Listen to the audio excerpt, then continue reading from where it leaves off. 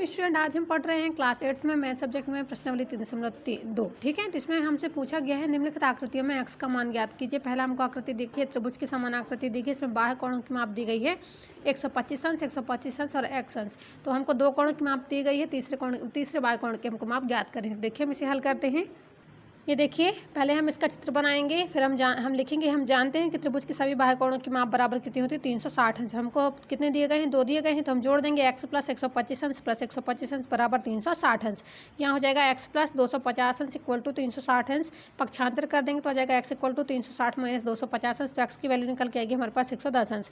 यानी ये जो कोण है x वाला, इसकी मान कितना निकल के आएगा हमारे पास 110 अंश। इसी प्रकार देखिए इसका दूसरा क्वेश्चन है, ये पंचभुज आकृति दी गई है। इसमें भी हमको 2 कोण दिए गए हैं और 2 यहाँ समकोण है। समकोण की माप कितनी होती है, 90 अंश। तो हमको पता है ये भी 90 अंश का होगा और ये कोण भी होगा 90 अंश का। अब ये 4 हो गए हैं ना, ये 90 अंश का, ये 90 अंश का, ये 60 अंश का और ये 70 अंश का। हमको इसके कोण की माप ज्ञात करनी है। तो हमें पता है कि कोई सा भी बहुभुज हो उसके बाह्य कोण की माप कितनी होती है, 360 अंश होती है। तो देखिए हम इसे हल करते हैं। ये देखिए, पहले हम पंचभुज बनाते हैं, फिर लिखते हैं कि पंचभुज के सभी बाह्य कोणों का योग इक्वल टू 360 अंश। हम फिर जोड़ देते हैं x प्लस 90 अंश। 90 अंश कौन सा हो गया, ये वाला 90 अंश ना। फिर 60 अंश प्लस 90 अंश प्लस 70 अंश इक्वल टू 360 अंश। इसका योग आता है हमारे पास x प्लस 310 अंश इक्वल टू 360 अंश।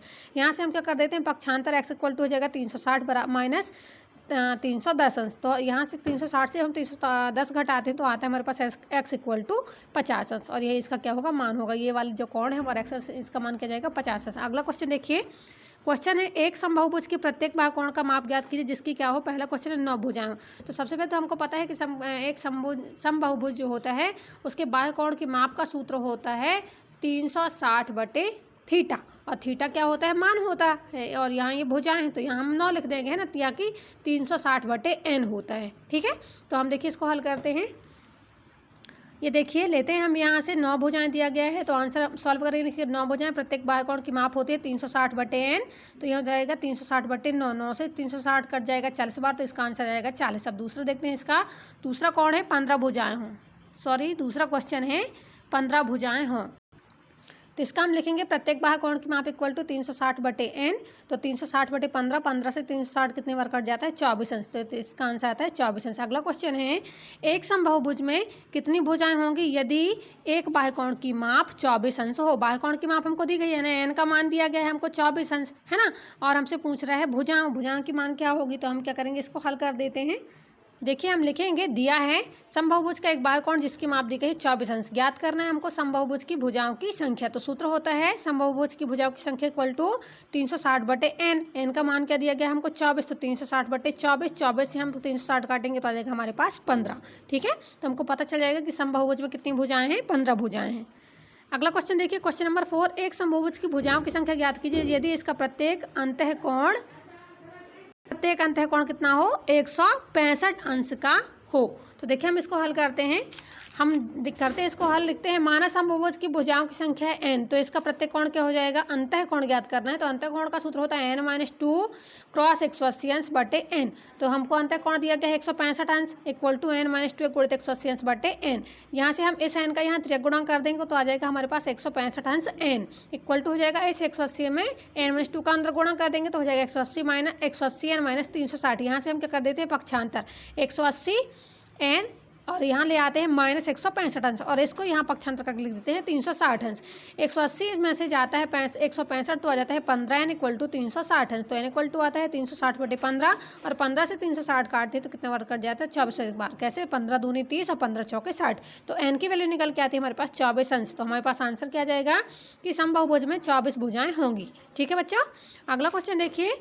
अगला क्वेश्चन है, क्या ऐसा ए वाला दिया गया है 5 में, क्या ऐसा संभव है जिसके प्रत्येक बाह्य कोण का माप 22 अंश हो। तो देखिए हमसे पूछता है क्या ऐसा संभव है जिसके प्रत्येक जो कोण है वो कितने अंश का हो, 22 अंश का हो। तो हम लिखेंगे पहले समबाहुभुज की भुजाओं की संख्या बराबर 360 अंश/n।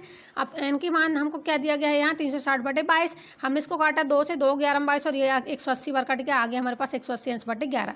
अब ये क्या है, ये पूर्ण संख्या नहीं है। पूर्ण संख्या मतलब क्या है, ये एक दूसरे से पूर्णतः विभाजित नहीं हुई है ना। तो हम क्या लिखेंगे, चूंकि 180 अंश/11 पूर्ण संख्या नहीं है, अतः ऐसा समबाहुभुज संभव नहीं है जिसके प्रत्येक बाह्य कोण की माप 22 अंश हो। इसी का 5वें का ही बी क्वेश्चन आता है, क्या यह किसी समबाहुभुज का अंतःकोण हो सकता है? तो हमको पता है जब ये बाह्य कोण नहीं हो सकता है तो ये अंतःकोण भी नहीं हो सकता है ना। कैसे? हम जानते हैं कि समबाहुभुज के अंतःकोणों का योग कितना होता है, 180 अंश होता है। माना हमने इसका एक कोण मान लिया 22 अंश, तो हमको ये 3 अलग निकालने हैं। त्रिभुज है समझ लो, त्रिभुज के में से एक कोण का मान दिया गया है 22 अंश, 2 निकाल देते तो इसका आंसर आता है 158 अंश।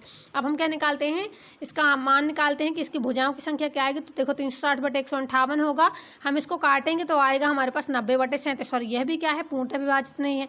और हमको पता है जब ये संख्या एक दूसरे से पूर्णतः विभाजित नहीं होंगी, किसी को एकदम पूर्णतः विभाजित नहीं करेंगे, यानी ये ना तो ये समबाहुभुज का अंतःकोण होगी और ना ही ये बाह्य कोण होगी। तो हम क्या लिख देंगे, आता है 22 अंश किसी समबाहुभुज का अंतःकोण नहीं हो सकता। ठीक है, अगला क्वेश्चन देखिए, क्वेश्चन नंबर 6 कहता है, ए वाला कहता है किसी समबाहुभुज में कम से कम कितने अंश का अंतःकोण हो सकता है, संभव है और क्यों।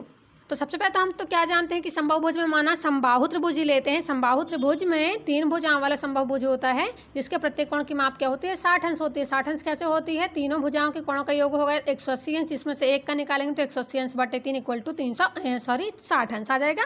अतः किसी समबाहुभुज में कम से कम अंतःकोण की माप क्या होगी, 60 अंश होगी।